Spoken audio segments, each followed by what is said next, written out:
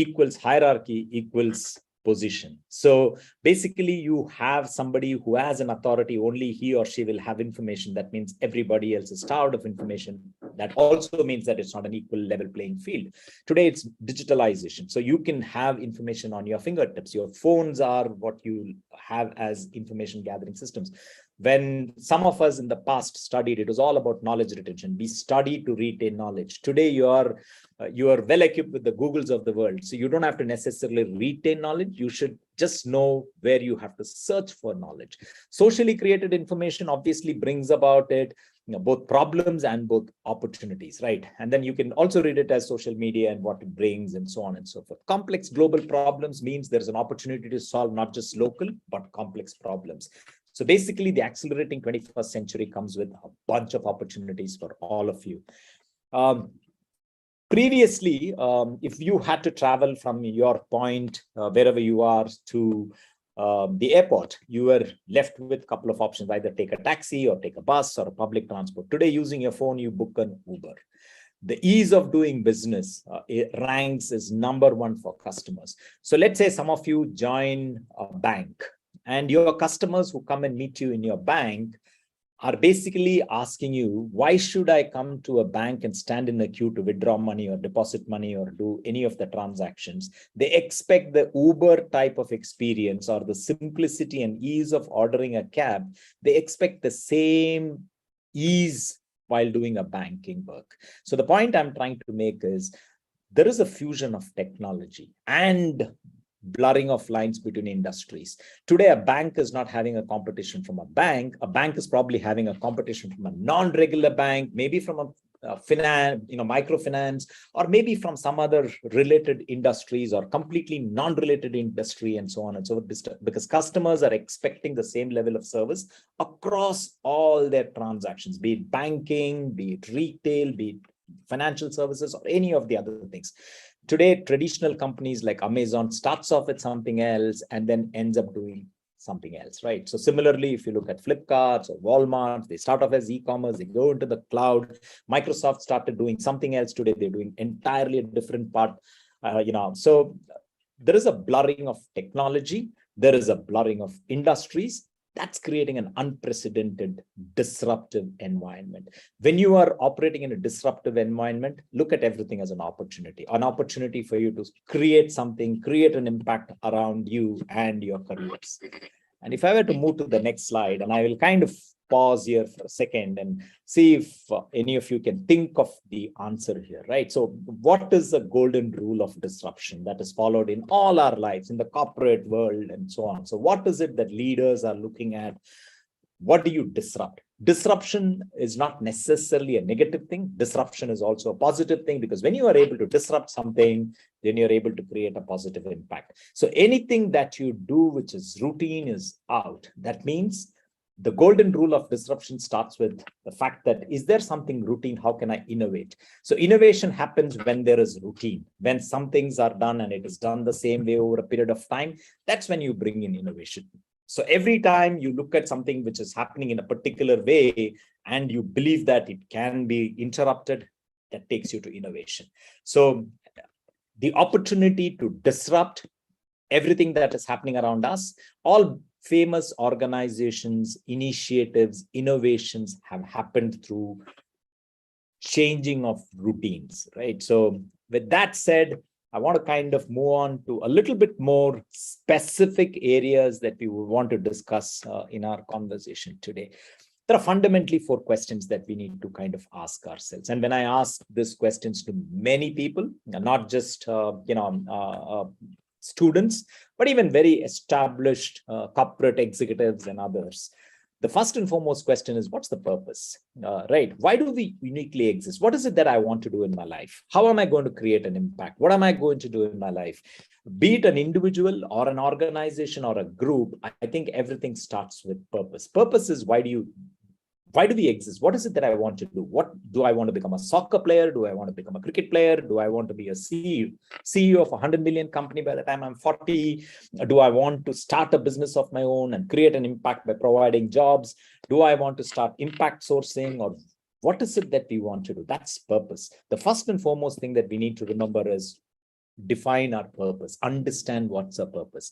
The second set is values, and I'll come to values in a minute, because if I were to ask you, I know some of you in this session may have worked with me and we've worked on this values aspect, but if I were to ask you, what are your personal core values? And I'm sure there are many here who are attending. If I were to ask you, what are your values? We probably don't know, right? And including people who have worked for years at senior most levels, if I ask, what are your personal core values? What is it that you stand for?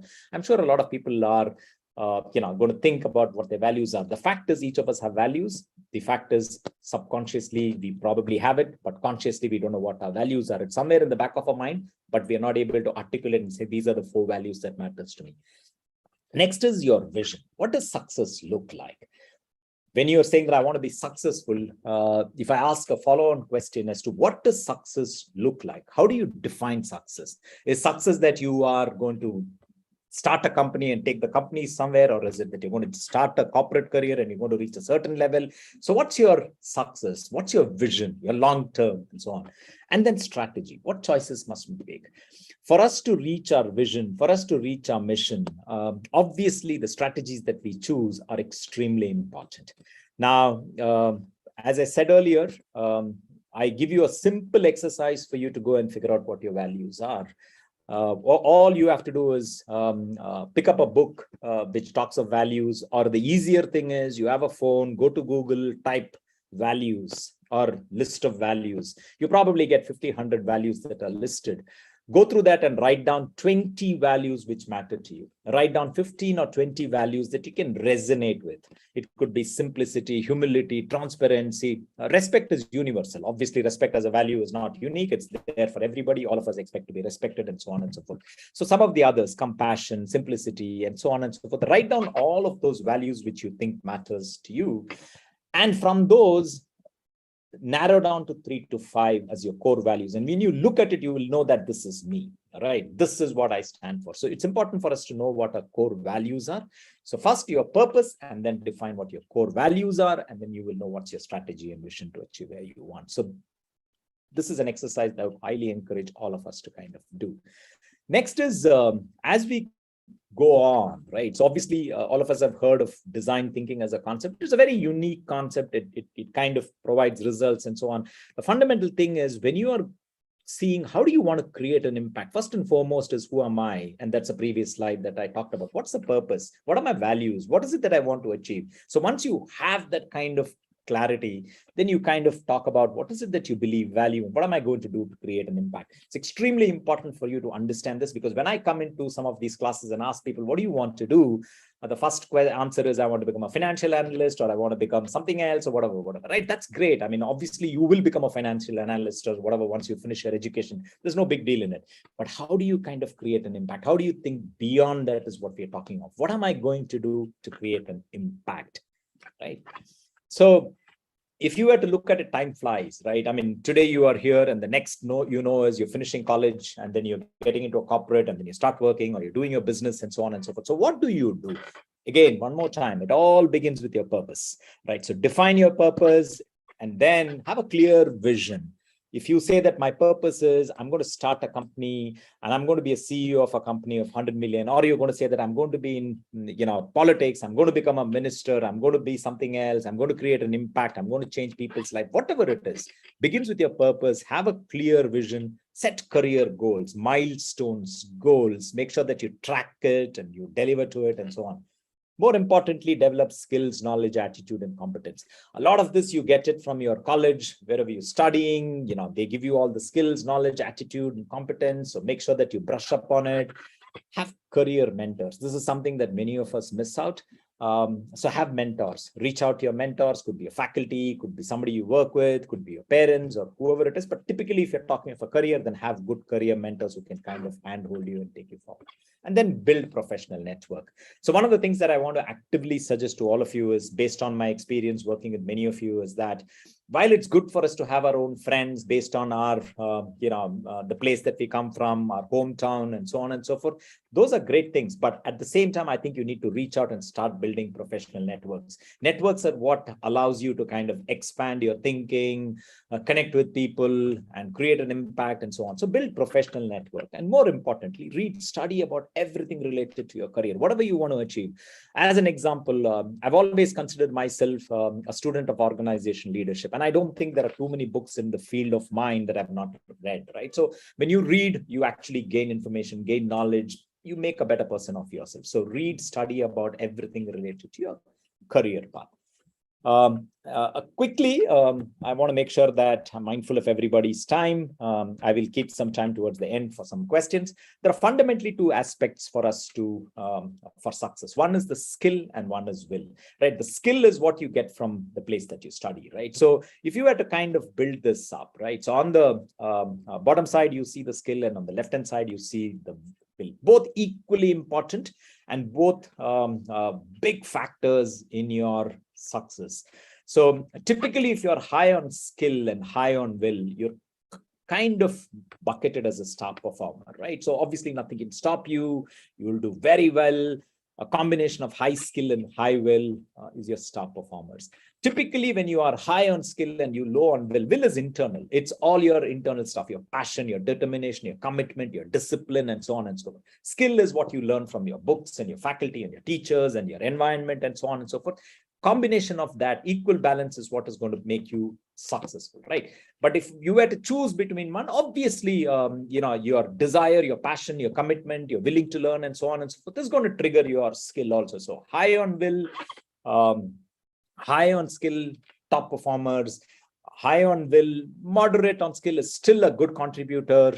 And then, if you're low skill, low will, you bucket it as low performers. So the idea of this slide is you need to figure out where you stand here, and then it's easy for you to kind of work towards and go towards the northern part of this and become a star performer. So focus on your will, have your passion, determination, commitment. You can do it for yourself, and make sure that you are also accumulating your skills. So as I said, star performers, potential detractors, contributors, and low performers. The next thing that you need to remember, obviously, is confidence versus competence. And why is that important? If I were to kind of build this up, on one side, you see competence, and one side, you see confidence. Equal measure of that is what is going to make sure that you are successful. So typically, for me, somebody who's high on confidence, somebody who's high on competence is always going to be confident. But at the same time, remember humility. So this is a zone when you're high on confidence and high on competence, humility comes in, right? So great leaders are always high on humility. So focus on confidence, be confident, you have the skill, you have the will, make sure that you learn your trade, learn everything that your faculty and everybody else is there to share with you, build your competence, build your confidence, and then you reach the zone, which is confident humility zone. And that's what assures you kind of success. Now, I know all of you have been patiently listening, so let's have some fun here. So from a point of view of creativity, leadership thinking, and I'm a big believer in lateral thinking, right? So when you are very focused on what we have, and then we wear blinkers, if you were to look at the slide, what comes to our mind, and you can think of it, when you look at the slide. So I've heard people say that it's a happy family.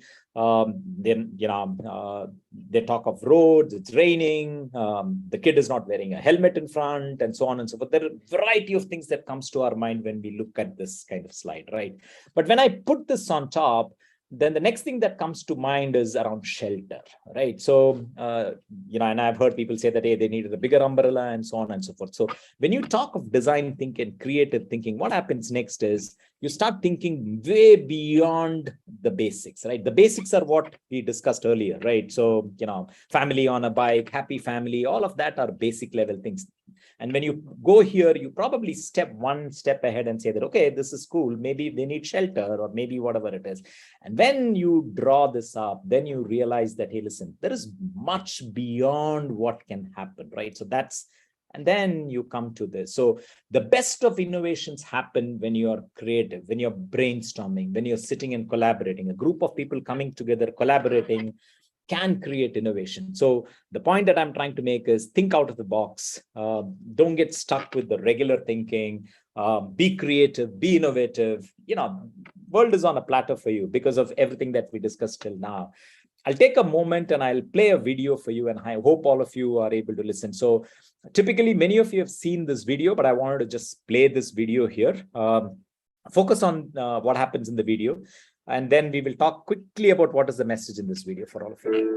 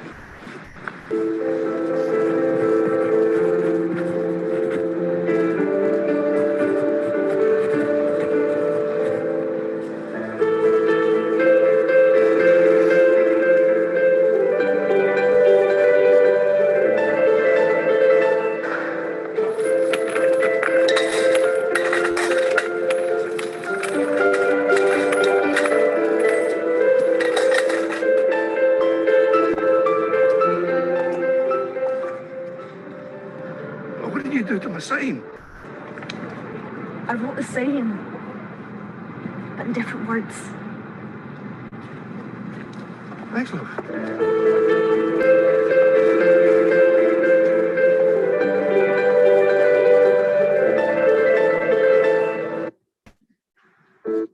So basically what you saw in the video is the power of words, right? So before you start reading the slides, I just want to give a summary of what happened in the previous video. I know many of you have seen that video. It's a very popular video. So the power of words, the power of what you communicate, the power of how you communicate. A big leadership trait for me, a big leadership skills, and there are a few, but one of them is your ability to communicate, the choice of words that you use, and how you say what you say differently. From the first poster that the blind man had, which is, "I am blind, please help," to the lady changes it to, "It's a beautiful day and I can't see." So, the power of words is something that you will have to kind of work on.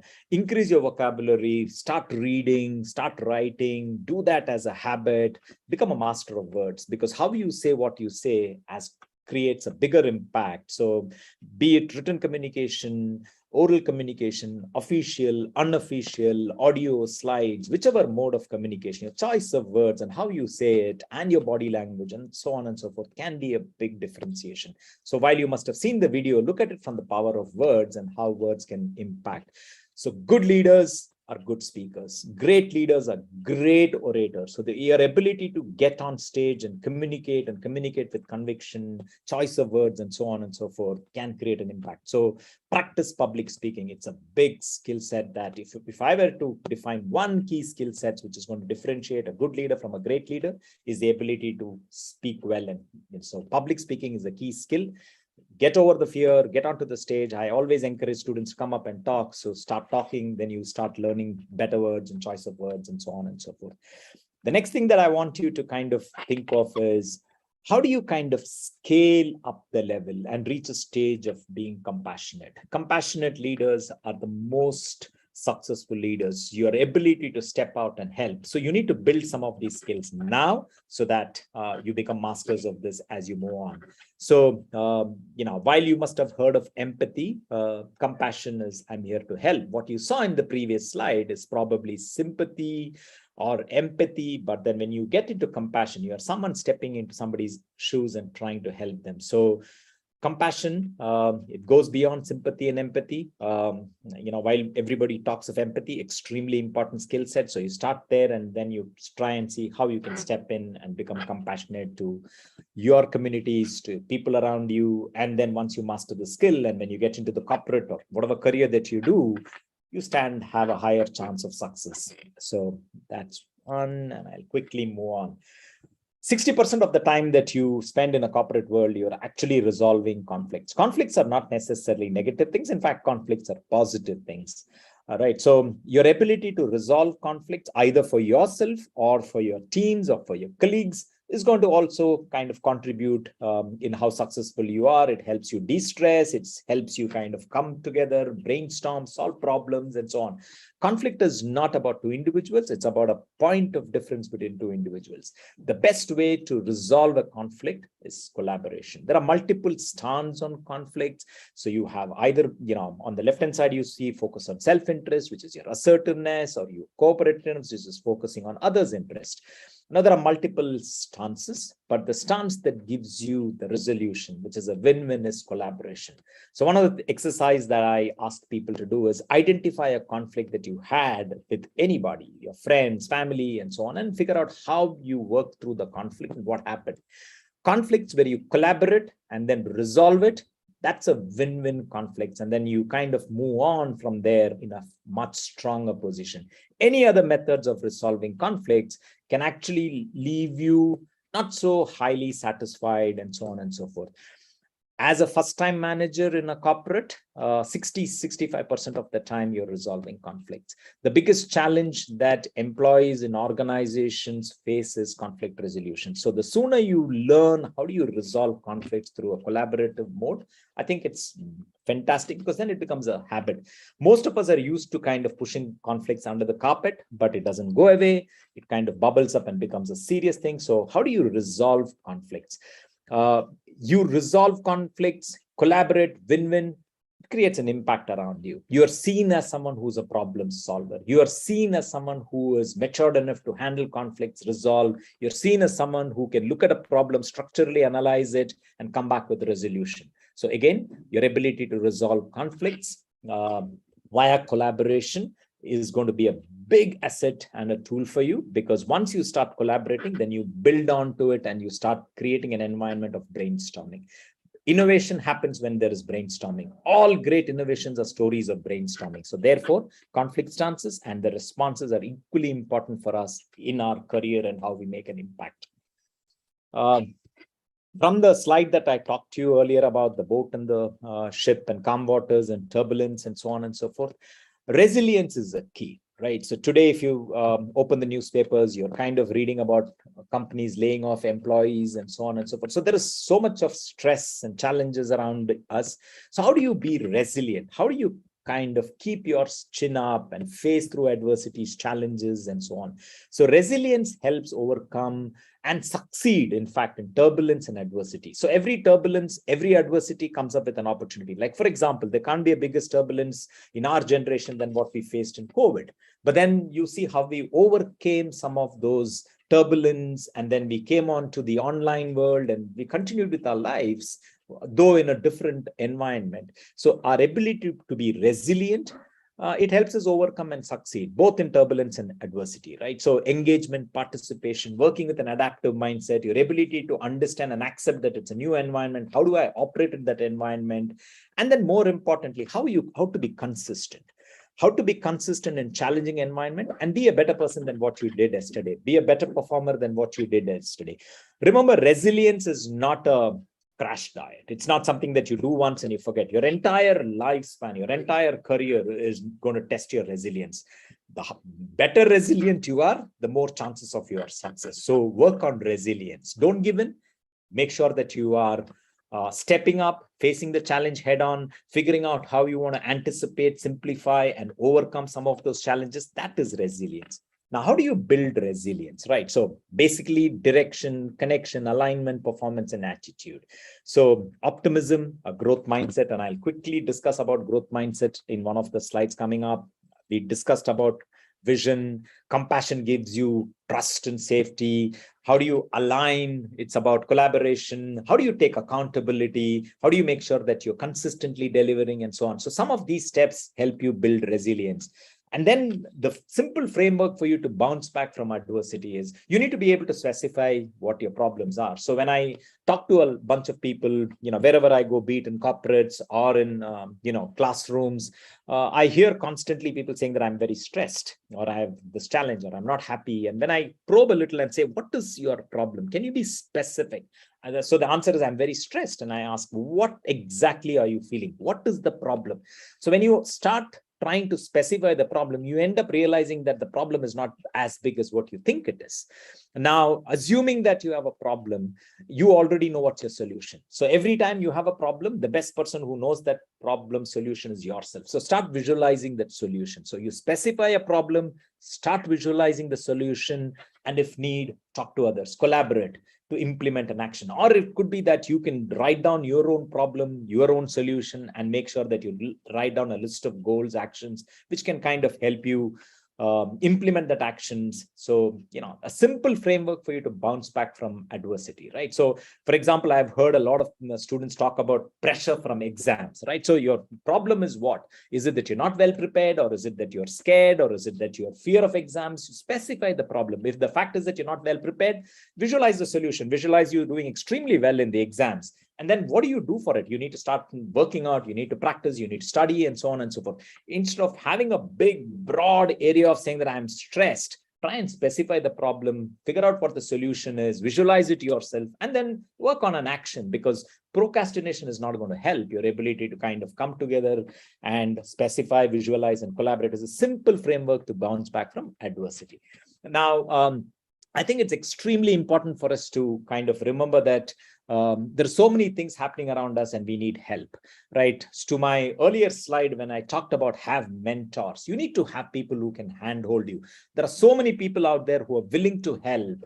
So it's important for us to leverage that help. It is important for us to learn from others. There are others who have already done it. So there's no shame in reaching out to people and asking for help, asking, how do you do that? So have mentors, have support system, have friends, reach out to your faculty, reach out to your parents or whoever it is.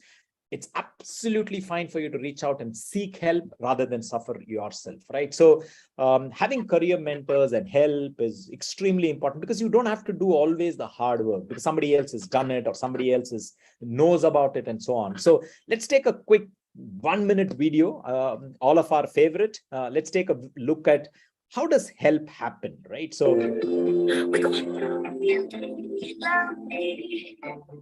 undercover, wait up the sun. Got a secret side of plain sight. Where the streets are empty, that's where we run. Everyday people do everyday things, but I can't be one of them. I know you hear me now. We are a different kind. We can do anything. We could be heroes.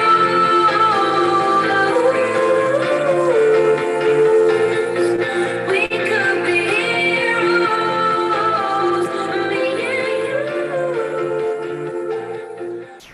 in the corporate world, there is a word that I am a big fan of, and I keep talking about it. It's stand on the shoulder of giants, right? So there are others who have done it. There are people who have accomplished things. So you need to kind of leverage that, and you need to kind of reach out to people for help. And, like you saw in this beautiful video, if there is help, take it. But, at the same time, it's also important for you to realize that you cannot be handicapped by leveraging somebody always, because you don't want to be in the shadows. You need to know when you want to step away and be on your own. And then when you leverage help, you can actually overtake the experts, like you saw in that video, right? You have these cyclists, professionals, and then, you are a novice, you can't even cycle, you take a help and you overtake the professionals, right? So leverage help. At the same time, know when you want to stand on your own, so that you're not necessarily becoming weak and handicapped.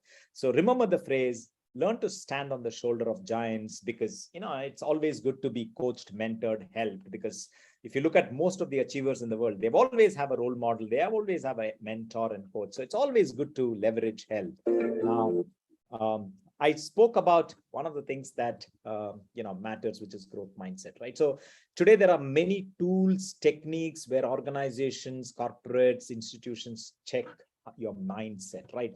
From a negative mindset to a growth mindset. It's all in your words. So if you start practicing some of the words that I'm going to put out here, from a fixed mindset to a growth mindset, right? A fixed mindset, it's the moment you say it's difficult, it sounds difficult. But the moment you start saying it's a great opportunity, these are all about words, what you talk to yourself and what you talk to everybody around you, right? A fixed mindset to a growth mindset. When you say it's difficult, it is difficult. But when you say it's a great opportunity, it's a great opportunity. You'll start working towards it. Similarly, as I build up this slide, if you read through some of these words, on the right hand side, you see so much of opportunity and positivity, and then you want to go and achieve something. But when you look at the negative on the left hand side, it's easy to give up, but it's much more entertaining and challenging and accomplishing when you say that I'm going to use a different strategy, right? So from I do not know to stepping up and saying I'll find out. So basically what you're looking here is a combination of words which changes you from fixed mindset to growth mindset. So you need to start practicing this. You need to start seeing opportunity in everything. You need to start figuring out how you can solve a problem and so on, because it's very easy to be in the fixed mindset. Once you move into this growth mindset, you will see that everything around you comes to you as an opportunity. And one of the reasons why this is also important is today, as we move ahead, the psychometrics tests and the analysis and all of that tools and techniques that corporates and institutions have, they can easily gauge our thinking and our mindset. So a simple essay given to you and ask you to write it in your own words can actually tell whether you have a fixed mindset or growth mindset. So I urge you to move from the left to the right? And then do it as a practice.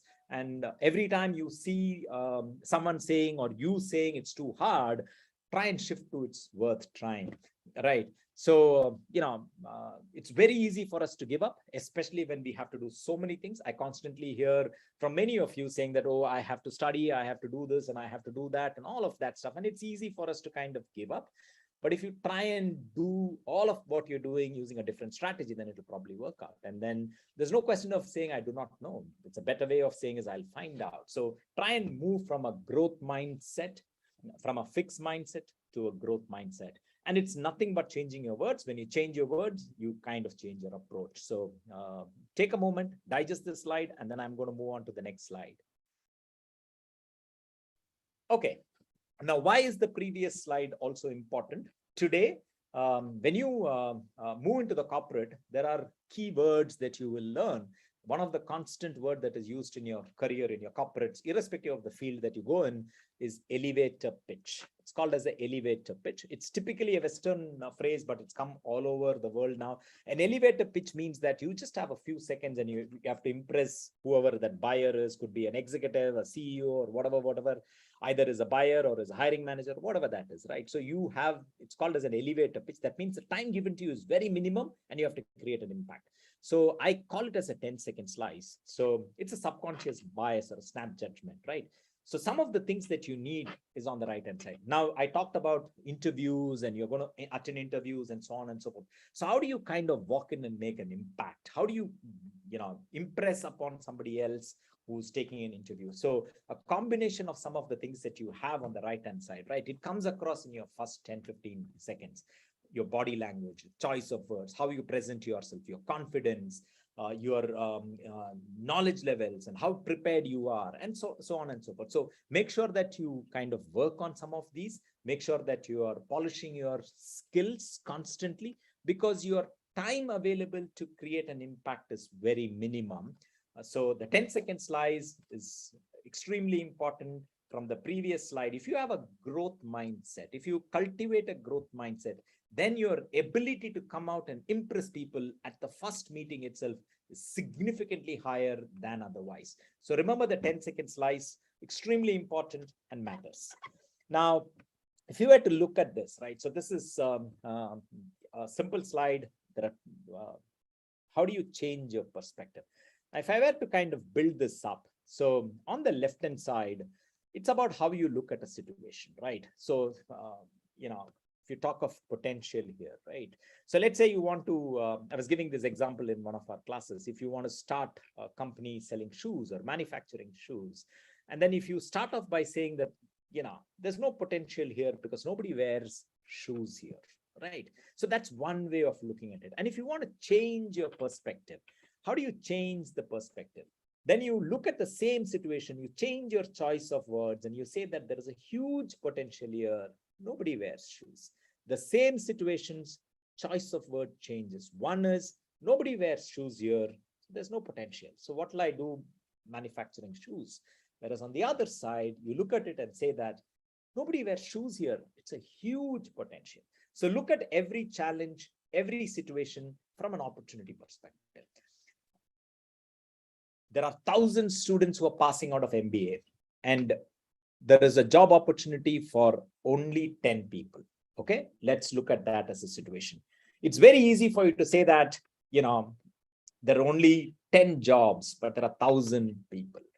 But if you flip the point and you look at it, say that I'm the best and I'm very good at it, I know what I'm doing, I'm just one, and there are 10 jobs. That means I have 10 opportunities to choose from. So change your words, change your perspective, and you see everything around you from a different point of view, right? From a nobody wears shoes to a nobody wears shoes, same words, but when you look at it from a different perspective, you see opportunity. So change your perspective, and then you see opportunities changing around you. While we embark on creating an impact and we want to do everything differently and so on and so forth, remember there are a bunch of things where you should not even focus and waste your time. So this is a very classic example of there are things that you don't have to fix, which is not broken, right? If there is something that is not broken, it is working well, don't waste your time on that. Go on to better things that you can fix, right? So there are some things that you don't have to fix. A lot of us spend time on things which are not relevant or important or impactful and so on and so forth. Similarly, our stress and thinking and wasting time on stuff which is not important. So the point I'm trying to make here is you have limited time in a day. During that time that is available to you, focus on the important things, not on the small things. Once you finish that important things, then you can kind of look at the smaller things. I'm sure you've seen this video that is widely circulated. You take a bottle and then you put all the small things inside, then you don't have place for the bigger things. The right way to do is take the bottle, put the bigger stones into it, and then you have so much of space for the smaller things to put in. So focus on the big things, focus on the things that can create an impact, focus on the important things. And then when you have free time, focus on the things that is not important.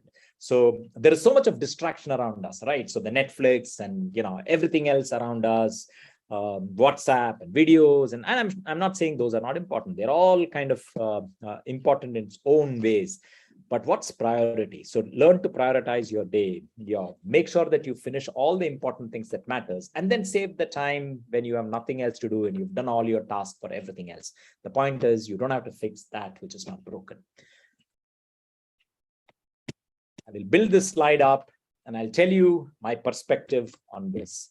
And I know that our parents and then many of our respected faculty tell us not to waste our time on dreaming. Don't dream. Come on, get up and do some work. Especially our mothers are the ones who are always telling us, don't waste your time dreaming. You're always dreaming. But I tell you, spend some time every day to dream, because unless you dream, you don't know what you want. So spend a lot of time dreaming, visualizing. What do you want to do? So spend a lot of time. Once you're clear, define your dream.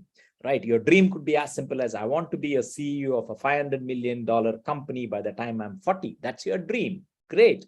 Turn your dreams into goals. First, you have to become a manager in 2 years' time to become, and then you become a senior manager, etc., etc., etc. So convert into goals and break your goals into steps. To become a senior manager, you need to acquire these skill sets. So I'm going to learn these skill sets by 3 months' time and so on and so forth. And then more importantly, take it at one step at a time. I know this is a generation where instant gratification, you want everything right away. It doesn't happen. Everything doesn't happen that way. So learn to take it one step at a time. Because if you don't do that, what happens is you end up kind of frustrated, stressed, and so on and so forth. So define your dream, turn your dream into goals, break your goals into steps, take it one step at a time. Now, this is a very interesting poster, and I'll let you read, but the moral of the story is that you may have read this, or some of you, if you had the chance to travel to the USA and visit the NASA Space Science Center, this is actually a poster that is there, right? Where it basically says that according to physics, bumblebee cannot fly. So the width of the wing is too small to keep the bumblebee's massive body in flight. But the point is that bumblebee doesn't care, doesn't know rather. And, they fly. So basically, you will have a lot of people around you who will say that, hey, listen, you cannot achieve your dream, you cannot do this, and you are not able to do that, and so on. So you look at some of those people who have actually achieved what you want to achieve, and then you realize that if they can achieve, you can actually do it better. So basically, be the bumblebee. Don't worry about the fact that people think that you cannot fly. If you really want to fly, you can fly. So that's the point here. Finally, believe in yourself. You start by saying, I don't, I can't. Then you go into, I want to do. And, the moment you go into this phase where you start thinking, I want to do, and the next step is, how can I do? Then you start trying and then you reach. So basically, believe in yourself. Going back to the previous slide, irrespective of whatever you want to do, no dream is too big, right? No dream is too big. So everybody who's achieved something or the other has been in the stage that some of you are. So dream big, define your dream into goals, convert your goals into smaller steps, take it one step at a time. And you always normal to start from the stage that you say, I don't, but then the moment you switch to I want to do, then things are going to fall in place. From I don't stop there. Try and progress to the I want to do, and then how can I do, and so on and so forth. And then you end up doing it. Now, I'm going to leave you with this video. So take a look at it. And then, I believe that a large part of everything that we do stems from self-confidence. So I will want you to watch this video. Okay, class. Now, in this box, I have a picture of one of the world's greatest leaders from the last 100 years. Now, whoever can correctly guess what I've got in here, I'm going to give you a pass to the next homework assignment. Okay, I love this enthusiasm, guys. Okay, Joe, who do you got? Steve Jobs. Okay, good. Cassie? Mother Teresa. Nice. Okay. Nathaniel? Definitely has to be Dr. Martin Luther King Jr. Good guess is okay. Now let me ask, what qualities make for a good leader? Katie? Someone kind, respectful, that listens to what the people have to say. Well done. Nathaniel? Confident, intelligent, and has swag. Okay, good. I like that. All right. I'm going to hand the box over to you. I want you to take a look inside and see who this great leader is, okay? So I'm going to hand it over to you, and then just pass it around. Let everybody get it, okay?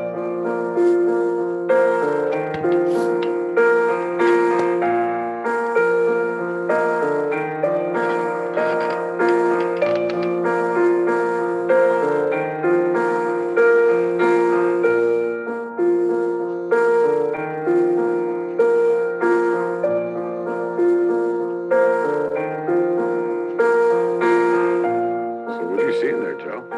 I see a mirror. I see myself.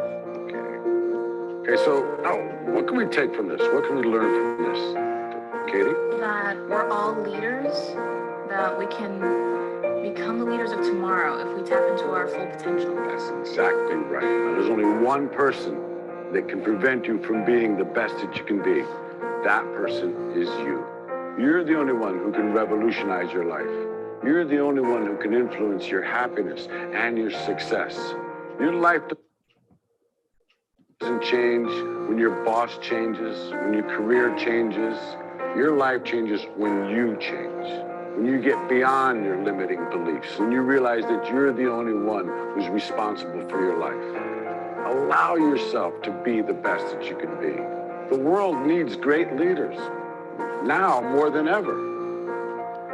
I believe in you. It's time for you to believe in yourselves.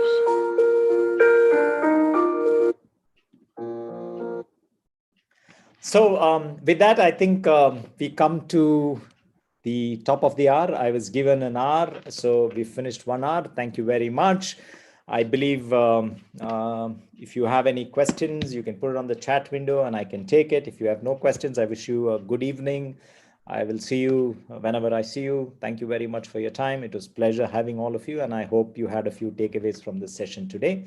Thank you. If you have any questions, you can put it on the chat. Anybody? If no, then I will let you go. I see many of you that I know well, so thank you very much.